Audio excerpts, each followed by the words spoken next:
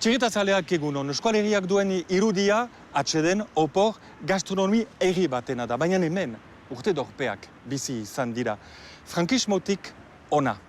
Diktadura, errepresioa, terrorismoa, kontraterrorismoa, torturak.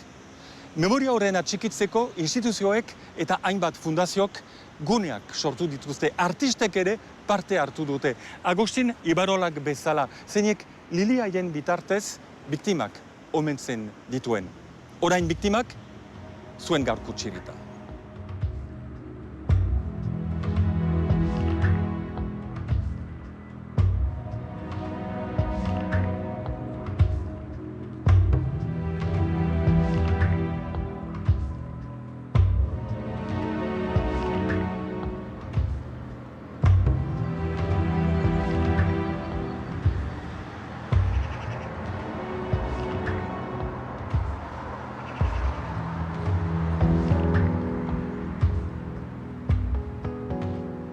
Eusko lege biltzarrean gaude, Gasteizen, mil esker Andoni, etxe honen ateak idekirik.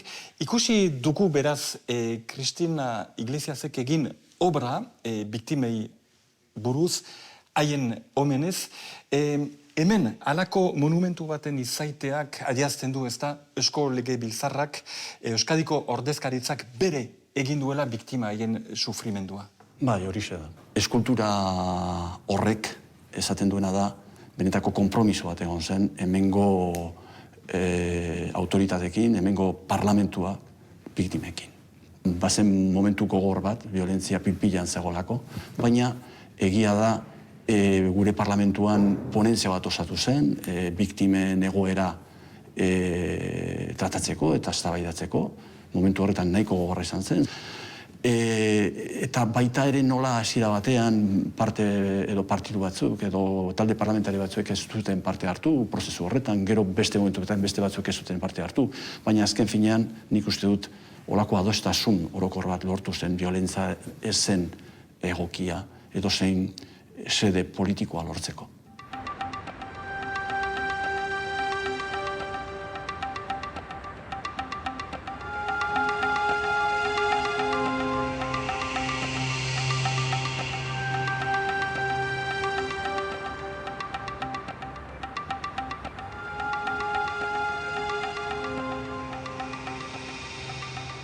Aipatu baituzu ere ponentzi hori eta horren arduraduna izan behitzen, zer izan zen orduan? Batez ere alde katartiko bat eukizuen. Eta parte hau nahiko ez dakitea ez ezaguna den, baina oso importante izan zen ere.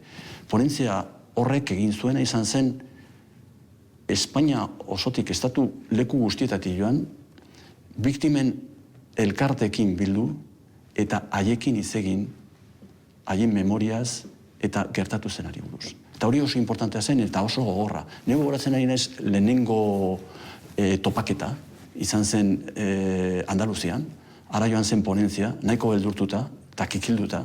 Osa, haiek ez ekitelako zer zen beste aldean zegoena. Eta hor ikusi zutena izan zen gizon eta emakumeak haien sufrimenduekin eta empatia lortu zen momentu horretan. Malkoak ikusi ditut jendean negar egiten. Jendeak esaten zuena zen, nire zenarra hil zuten eta inore zen etorri haien hiletara. Eta hori gertatzen zen. Baina ez bakarrik Eusko Jaurlaritzakoek edo Eusko Legebiltzarrekoek, baizik eta Espainiako instituzioak ere ez. Hori ziren benetako hemen hori oso gogorra, erabat desanparaturi zeunden. Orduan, hemengo politiko konturatu ziren, sufrimendu horren atzean persona zeudela eta beharrezko zen erreparazio bat edo ordainketa bat ematea.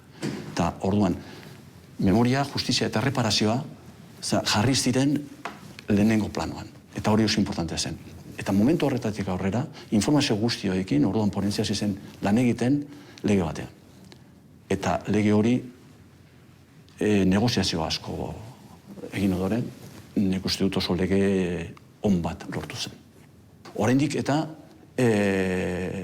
esen desegin da, baizik eta, bueno, martxan zegoela. Eta horregatik merito gehiago dauka, nire ikuspuntutik. Osea, hori harrapatzea eta hori tratatzea.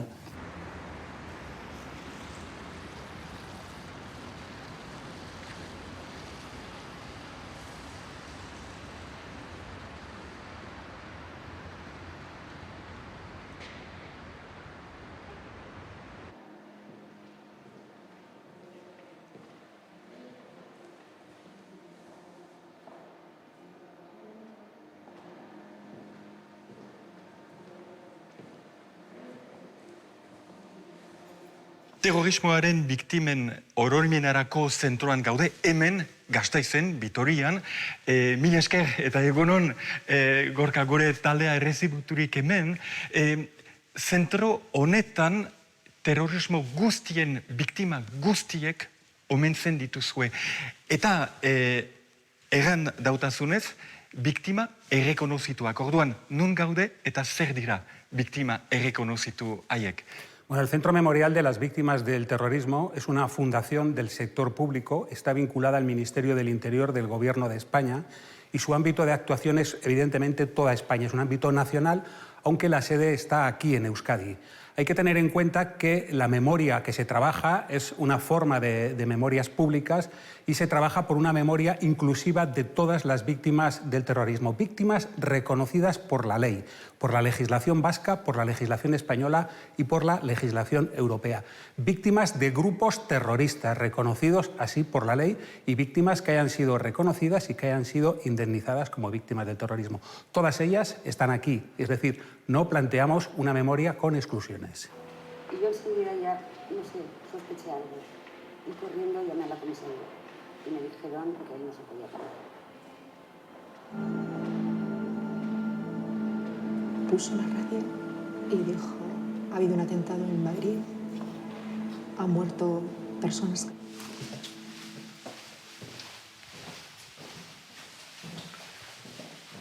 Gorka, nun gaude hemen eta zer da ate hori?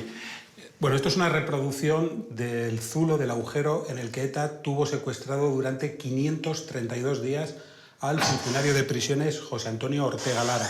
Es el secuestro más largo de la historia en España. Hay que entrar así de rodillas, poco a poco.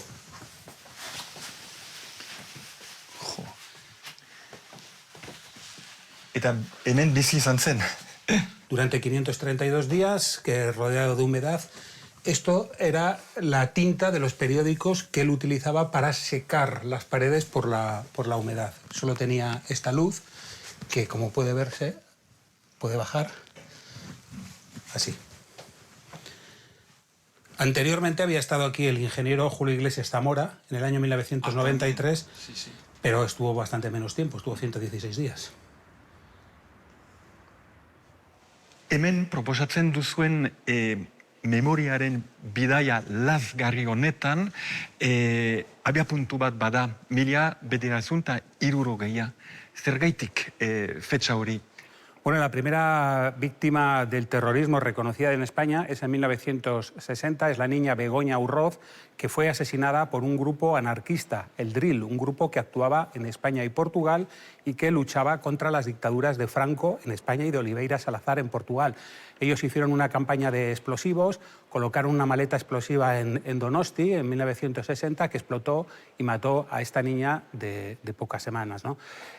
Al ser ella la primera víctima del terrorismo, empezamos a contar la historia desde 1960. Precisamente la fecha del asesinato de esta niña es la que el Congreso de los Diputados de España ha elegido para anualmente recordar a todas las víctimas del terrorismo en España. Hemen gal, ultra eskuinarena ere bai, tratatzen da.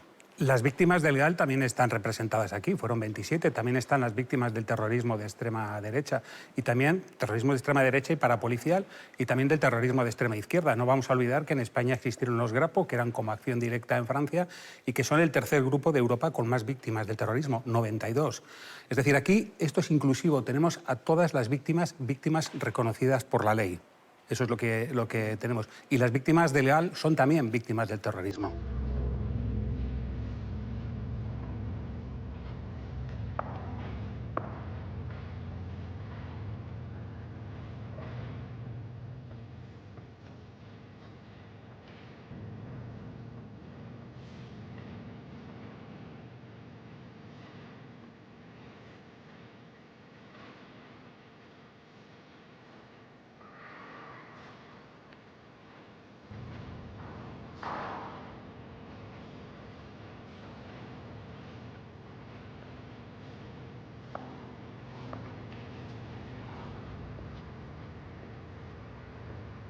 Raul, beraz, hemen, edukazio eta baita ere erakusketen arduraduna zirazu. Hor ikusten dugu erakusketa bat kalean. Zergaitik kalera irten ere bai? Leku hau guztientzako da. Ikastetxe anitz etortzen dira, eta pertsona helduak ere bai, hemengo eta kanpokoak, denetarik, ezta? Baina pertsona batzuk ahalik eta lasterren ahaztu nahi dute, zer gertatu zen eta zergatik eta guztia, ezta? Zentzu horretan, terrorismoa gai hau oso latza izan zen, 1000 hilketa baino gehiago eragin zuen, ia 40 urte iraun zuen, orduan kontatu behar dugu eta jakin behar dugu hobeto eta gehiago zer gertatu zen, zergatik gertatu zen, nola gertatu zen, zer egin dezakegun ez errepikatzeko. Horregatik, helburu horiek lortzeko, erakusketak egin behar ditugu, bai hau adibidez kanpoan, bai memorialaren barruan, eta hezkuntza proiektuak eta denetarik, ezta, eta bar, eta bar. Edukazioa aipatu duzu, zinez hau da zentroan, hau da muinean oso importantea da. Hori da, belaunaldi berrietan pentsatzen, baina orokorrean jende guztiengan. Hau jakina biktimengan pentsatuta dago, baina gizarte osorako da. Ikerrari azira, erakaslea Euskal Unibertsitatean izanikoa, gai hori guztiak jorratzen, 8 liburu idatzi dituzu, esan dudan bezalaxe, etxe untako azira orain, terrorismoak unkitu zintu? Bai, alde batetik, eta historialari gisa, Euskal historia garaikideko gairik garrantzitsuena da. Eta beste aldetik, oraindik tabu bat da. Oraindik ez dugu hitz egiten kalean, familian eta guztia honi buruz, ezta? Eta adibidez gure irakasleek beste historiaren atal batzuk aztertu zituzten, frankismo garaia edo gerra zibila eta hori, eta guri tokatu zaigu historiaren azken atal hau aztertzea, ezta? Eta niretzat adibidez hasieratik oso erakargarria zen niretzat hasieratik.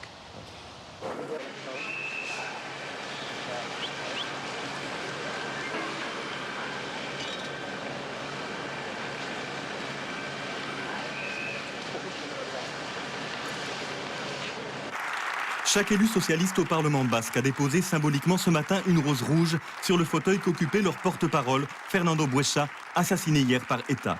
En présence du président du gouvernement basque, le nationaliste Juan José Ibarretxe, très tendu, le Parlement a observé une minute de silence en mémoire du dirigeant socialiste. Puis le président du Parlement a lu une déclaration de condamnation élaborée la nuit dernière entre tous les partis politiques sauf Herri Batasuna. La coalition radicale indépendantiste était d'ailleurs absente. Fernando Buesa était connu pour sa ferme opposition à ETA et pour défendre l'autonomie basque dans le cadre espagnol. ETA utilise le mot démocratie, mais pour le pervertir. Tous les fondamentalistes agissent ainsi. Ils pervertissent les mots car ils détestent le pluralisme. Fernando était le porte-parole d'une partie de l'opinion publique souvent silencieuse. Parce qu'il disait très clairement ce qu'il pensait, ils l'ont tué. L'entrée du Parlement basque a servi de chapelle ardente pour rendre un dernier hommage aux dirigeants socialistes. Politiques de gauche comme de droite, nationalistes modérés, hommes et femmes de la rue ont voulu marquer leur solidarité avec la famille du dirigeant socialiste. Avec de telles méthodes, avec de tels attentats, on ne fait qu'aggraver la situation. On divise encore plus la société, on détruit tout espoir de normalisation. On ne construit rien. Tout cela suscite en moi une rage immense. Outre la douleur des proches de Fernando Buesa et de son garde du corps, qui a également péri dans l'attentat, c'est l'ensemble du Pays basque qui est replongé dans le chaos. Une immense majorité dénonce ce qu'elle considère être une agression contre tous les Basques. Herri Batasuna n'a pas condamné l'assassinat, mais dit le regretter.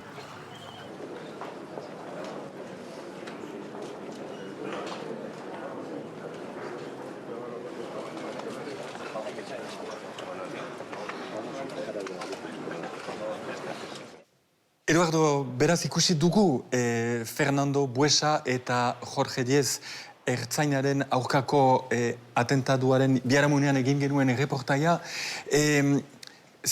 Euskal gizartean terremoto lurrikara izan zen, beste atentatu hori.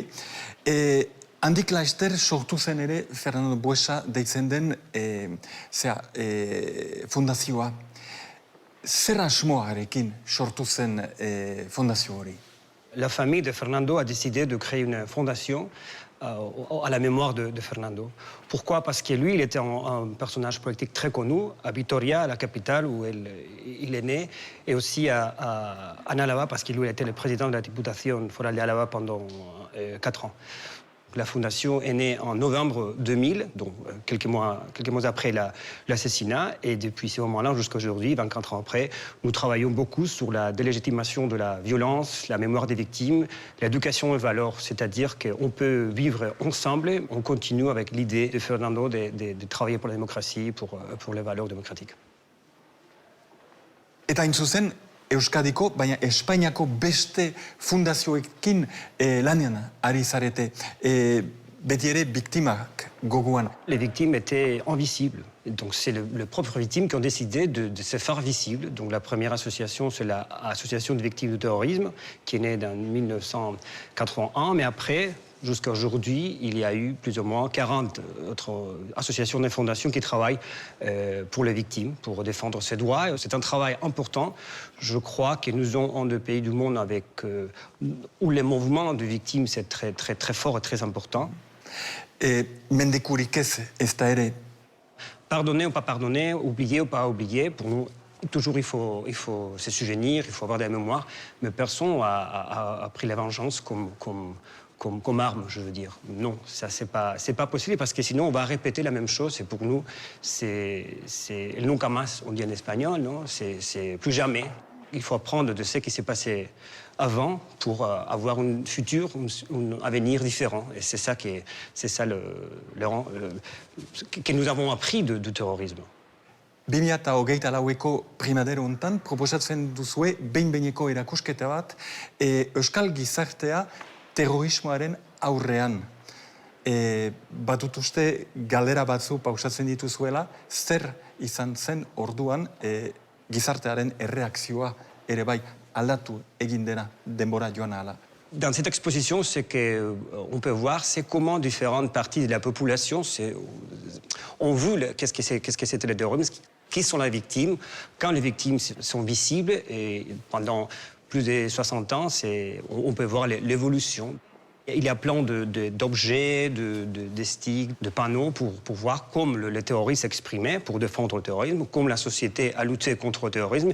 Et tous ces petits objets qui font partie de la collection de la Fondation Sancho de Savio, ici à Vitoria, une fondation des études basques, on peut comprendre qu'est-ce qui s'est passé. Et surtout, il y a plein de choses que ça nous choque aujourd'hui. Le regard d'aujourd'hui au passé, des fois, ça nous... Oh, ça s'est passé, c'était comme ça, ah oui. Aujourd'hui, il y a des choses qu'on ne peut pas comprendre, mais qui se sont passées, et voilà.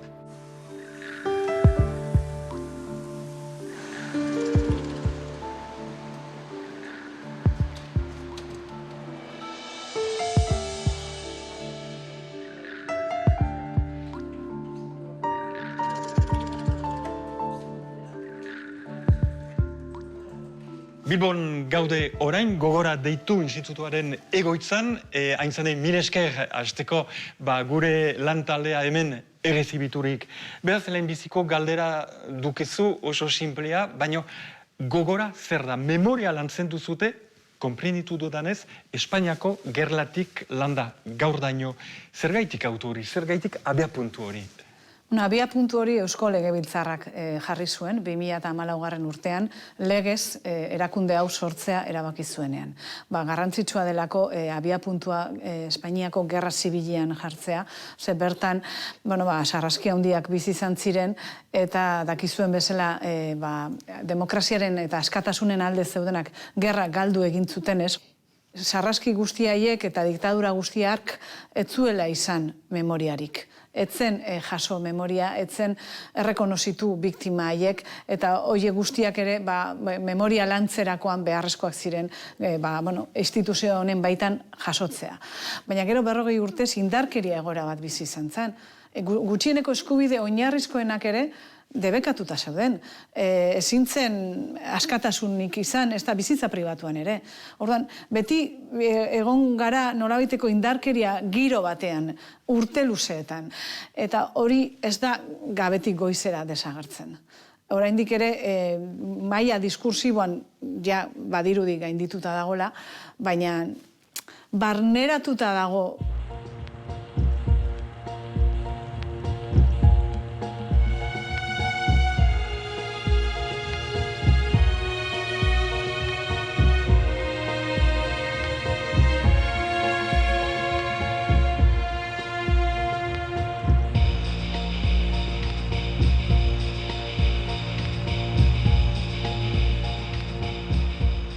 Gogora ekarri behar da, erakunde hau sortu zala Euskadin 2011an etak behin betiko suetena eman zuenean.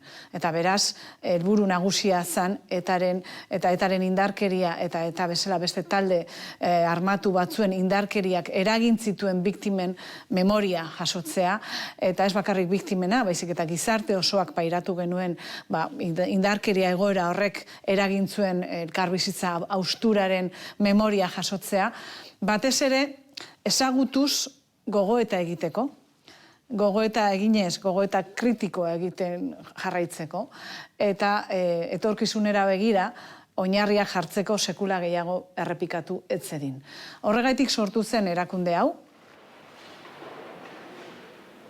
Horrelako bala bat, astelen guziz Gregorio Ordóñezek aurkitzen zuen Donostiako udaletxeko bere armairuan. 1985ko urtarrilaren 23an eraila izan arte. 36 urtekin, lepo gibelean bala batek bizitza hautsia. Vous savez qu'on le suivait, on recevait aussi des appels téléphoniques terribles, et puis cette balle qui lui rappelait que l'organisation terroriste État voulait le tuer. Il se savait menacé de mort, et il savait que cela pourrait arriver à n'importe quel moment. Ezkerra bertzaleak izan ezik, klase politiko osoak salatu zuen atentatua. Donostiako auzapez ordea zen Gregorio Ordóñez. Alderdi popularreko lerroburuak auzapez sozialistarekin lan egiten zuen. Koalizio batean zeinan abertzaleak zeuden ea alegia, ek borroka armatuaren aurkakoak. Pour lui, le plus important, ce n'était pas son parti. Le plus important, c'était son travail pour ses concitoyens. Gregorio a fait de la politique parce qu'il sentait qu'il fallait changer la société basque, qu'il fallait lui rendre la voix que le ETA menaçait. Et Gregorio se disait non, être basque, c'est patrimoine de tous les citoyens. La langue basque est patrimoine de tous les citoyens. Erailketaren 3 egun lehenago, Gregorio Ordóñezek bere azken Donostiako egunean parte hartu zuen danborra joaz. Bizitza posiblea izena zuen orduko erakusketak, izugarrikeria usatuko balu bezala.